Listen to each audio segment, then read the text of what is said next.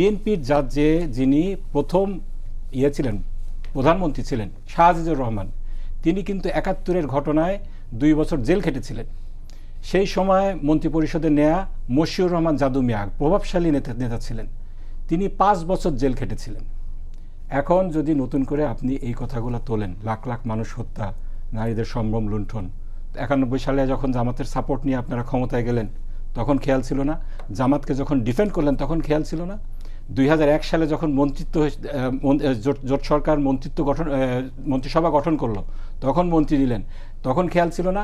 মির্জা ফখরুল, অবশ্যই মির্জা ফখরুল যখন এই যুদ্ধাপরাধের বিচারগুলো চলছিল ক্যাটাগরিক্যালি বলছিলেন এগুলো সব রাজনৈতিক উদ্দেশ্য প্রণোদিত, তখন খেয়াল ছিল না?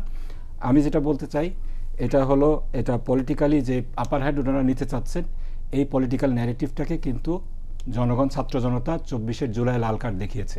এইটা দিয়ে ভবিষ্যতে আপনার রাজনীতি করা এটা অনৈতিক। এটা আমি বলবো, উনি বলছেন ফ্যাক্ট, আমি বলবো এটা ফ্যাক্ট না, এটা প্রপাগান্ডা।